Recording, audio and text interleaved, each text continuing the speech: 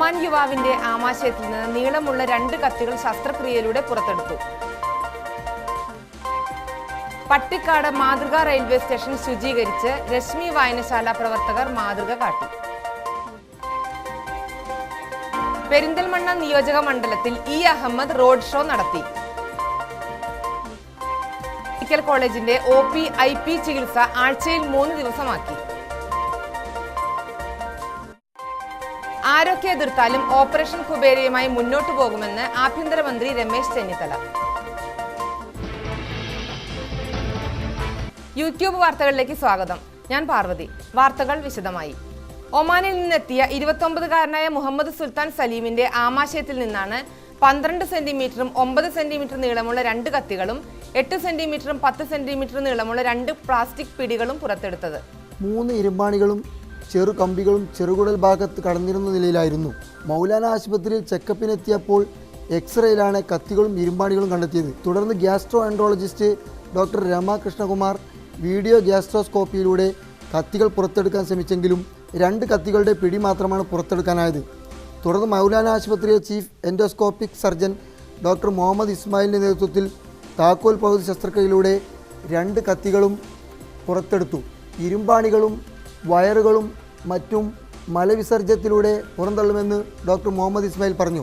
ശസ്ത്രക്രിയയിൽ ഡോക്ടർമാരായ ശശിധരൻ, മഹേഷ്, ഹാഫിസ്, ഷെരീഫ് എന്നിവർ പങ്കെടുത്തു. പന്തയം വെച്ച് കത്തികൾ വിഴുങ്ങിയ മുഹമ്മദ് സുൽത്താൻ സലീം 2 ദിവസത്തിനകം സ്വദേശത്തേക്ക് മടങ്ങാനാമെന്ന് ആശുപത്രി വൃത്തങ്ങൾ അറിയിച്ചു. പട്ടിക്കാട് റെയിൽവേ സ്റ്റേഷനും പരിസര പ്രദേശങ്ങളുമാണ് 100 കണക്കിന് പ്രവർത്തകർ ഒത്തുകൂടി ശുചീകരിച്ചത്. രാവിലെ 7 മണി മുതൽ ആരംഭിച്ച ശുചീകരണം 12 മണി വരെ തുടർന്നു. 36 വർഷം പഴക്കമുള്ള വായനശാല സാംസ്കാരിക സാമൂഹ്യ രംഗത്തെ നിറസാന്നിധ്യമാണ്. പ്രദേശത്തിൻ്റെ വനവൽക്കരണത്തിലും ജീവകാരുണ്യ പ്രവർത്തനത്തിലും ക്ലബ്ബ് മുൻപന്തിയിലാണ്. ജൂൺ 5 നടക്കുന്ന പരിസ്ഥിതി ദിനത്തിൻ്റെ ഭാഗമായി സർക്കാർ സ്ഥാപനങ്ങളുടെ കോമ്പൗണ്ടുകളിൽ വൃക്ഷത്തൈകളും മറ്റു തണൽ വൃക്ഷങ്ങളും വെച്ചുപിടിപ്പിക്കും. മഴക്കാലം വരുന്നതിന് മുമ്പ് ശുചീകരണ പ്രവർത്തനം നടക്കുന്നത് എന്തുകൊണ്ടും ശ്ലാഘനീയമാണെന്ന് കീഴാറ്റൂർ പഞ്ചായത്ത് പ്രസിഡന്റ് KT ഖദീജ പറഞ്ഞു. ശുചീകരണ പ്രവർത്തനങ്ങൾ പഞ്ചായത്ത് പ്രസിഡന്റ് KT ഖദീജ ഉദ്ഘാടനം ചെയ്തു. അഡ്വക്കേറ്റ് KT ഉമ്മർ അധ്യക്ഷത വഹിച്ചു. KV അബ്ദുൽ ഹമീദ്, KT നസീം എന്നിവർ പ്രസംഗിച്ചു. ഇല്യാസ്, A റസാഖ്, P അബ്ദുൽ അസീസ്, അമാനത്ത് ബാപ്പുട്ടി, VP ഷംസുദ്ദീൻ, P ഉണ്ണി എന്നിവർ നേതൃത്വം നൽകി. രശ്മി വായനശാലയുടെ നേതൃത്വത്തിലുള്ള പ്രവർത്തകരാണ് പട്ടിക്കാട് റെയിൽവേ സ്റ്റേഷൻ പരിസരവും സമീപ സ്ഥലങ്ങളും ശുചീകരിക്കുന്നതിൻ്റെ ഭാഗമായി ഇന്ന് കാലത്ത് 7 മണി മുതൽ പട്ടിക്കാട് റെയിൽവേ സ്റ്റേഷൻ സമീപത്ത് സമ്മേളിച്ചിരിക്കുന്നു. കഴിഞ്ഞ 36 വർഷത്തോളമായി പട്ടിക്കാട് 4202 എന്ന രജിസ്ട്രേഷൻ നമ്പറോടുകൂടി പ്രവർത്തിച്ചു വരുന്ന വായനശാലയാണ് രശ്മി. അതിൻ്റെ കീഴിൽ 100ഓളം ചെറുപ്പക്കാർ ഉൾക്കൊള്ളുന്ന Rashmi sports and arts club എന്ന ഒരു പോഷക സംഘടനയുമുണ്ട്. ഈ പ്രദേശത്തെ എല്ലാവിധത്തിലുള്ള പുരോഗതികൾക്കും ചുക്കാൻ പിടിക്കുന്ന ഒരു സാമൂഹിക സാംസ്കാരിക വേദി എന്നുള്ള നിലക്ക് കഴിഞ്ഞ 36 വർഷത്തെ പ്രവർത്തനം രശ്മിയെ സംബന്ധിച്ചിടത്തോളം തുറന്ന പുസ്തകമാണ്. ഈ പ്രദേശത്ത് 28 വർഷങ്ങൾക്ക് മുമ്പ് അന്നത്തെ വനവൽക്കരണ പരിപാടിയുടെ ഭാഗമായി ഈ പാതയോരങ്ങളിൽ വെച്ചുപിടിപ്പിച്ച തണൽ വൃക്ഷങ്ങളാണ് ഇപ്പോൾ ഗവൺമെൻറ്റിൻ്റെ റോഡ് വികസന പരിപാടിയുടെ ഭാഗമായി മുറിച്ചു നീക്കിക്കൊണ്ടിരിക്കുന്നത്. മുൻ വികസന standing committee chairman advocate Ummer Sahib, ഇവിടെ കൂടിയിട്ടുള്ള രാഷ്ട്രീയ പ്രതിനിധികൾ, സഹോദരന്മാർ, ഇവിടെ ഇന്ന് നമ്മുടെ കീഴാറ്റൂർ പഞ്ചായത്തിൽ 48ഓളം ക്ലബ്ബുകളുണ്ട്. അതിൽ ഒരു ക്ലബ്ബാണ് നമ്മുടെ രശ്മി വായനശാല. ആ രശ്മി എന്ന് വായനശാല എന്ന് പറഞ്ഞാൽ നമ്മുടെ പഞ്ചായത്തിൽ ഏറ്റവും നല്ലൊരു വായനശാലയായിട്ടാണ് അംഗീകരിച്ചിട്ടുള്ളത്. അതിൻ്റെ പ്രതിനിധിയായി നമ്മുടെ KV ഹമീദ്, അതുപോലെ തന്നെ യൂസഫ്, ഞാൻ ഓരോരുത്തരുടെ പേരെടുത്ത് പറയുന്നില്ല, കാരണം എല്ലാവരും അതിലുള്ള അംഗങ്ങളാണ്. നമ്മുടെ റെയിൽവേ എന്ന് പറഞ്ഞാൽ ശുചീകരണം, ഇന്ന് മഴയ്ക്ക് മുന്നേ കൊണ്ടിരിക്കുന്നത് നമ്മുടെ രശ്മി വായനശാല എന്ന് പറഞ്ഞാൽ നമ്മുടെ പഞ്ചായത്തിൽ തന്നെ ഏറ്റവും നല്ലൊരു വായനശാലയായിട്ട് അംഗീകരിച്ചിട്ടുണ്ട്.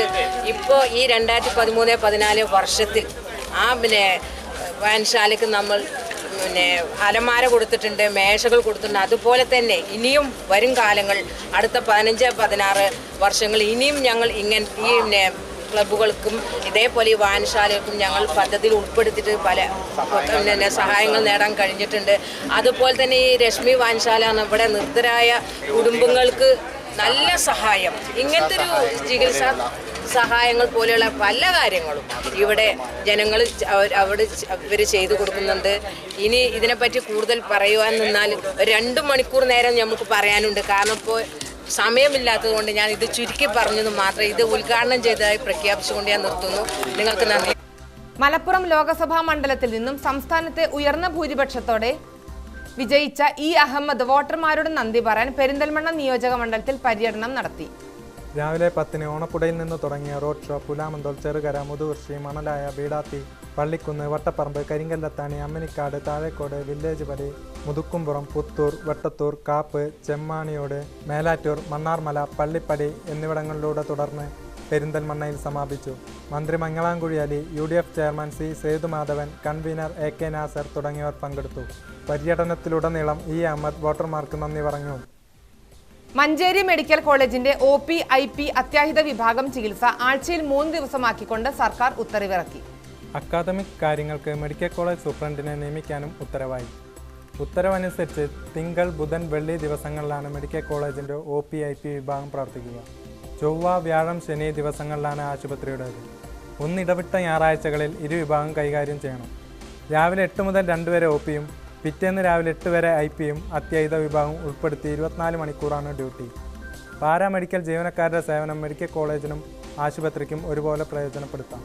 മലപ്പുറം മുണ്ടുപറമ്പിൽ കാറും ബസും കൂട്ടിയിടിച്ച് 5 പേർക്ക് പരിക്കേറ്റു.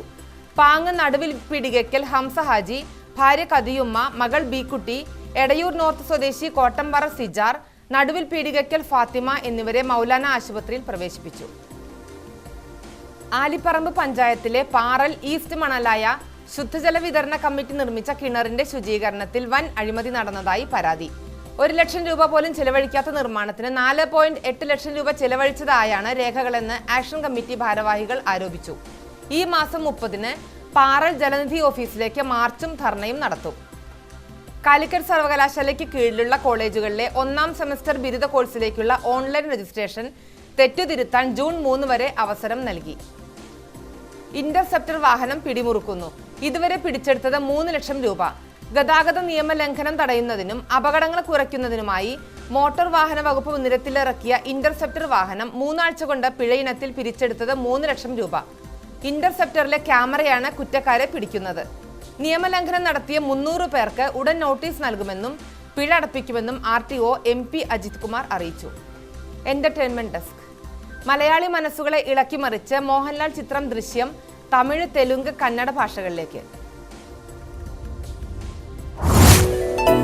ಯಾವಾಗ ನೋಡಿದ್ರು ಸಿನಿಮಾ ಸಿನಿಮಾ ಸಿನಿಮಾ ಬಿಟ್ರೆ ಬೇರೆ ಏನು ಬೇಕಾಗಿಲ್ಲ. മലയാളി മനസ്സുകളെ കിടിലം പൊള്ളിച്ച മോഹൻലാൽ, ജിത്തു ജോസഫ് കൂട്ടുകെട്ടിൽ പിറന്ന മലയാള ചിത്രമായ ദൃശ്യം തമിഴ്, തെലുങ്ക്, കന്നഡ എന്നീ ഭാഷകളിലേക്ക് റിമേക്ക് ചെയ്യുന്നു. തമിഴിൽ കമലഹാസനും തെലുങ്കിൽ വെങ്കിടേഷും കന്നഡയിൽ രവിചന്ദ്രനും അഭിനയിക്കുന്നു. തെലുങ്കിൽ ദൃശ്യ എന്ന പേരിലാണ് ചിത്രം പുറത്തിറങ്ങുന്നത്. ഇതിൽ രവിചന്ദ്രന്റെ നായികയായി മലയാളികളുടെ പ്രിയ താരം നവ്യ നായർ വേഷമിടുന്നു. ഇതിന്റെ ട്രെയിലർ പുറത്തിറങ്ങിയിട്ടുണ്ട്.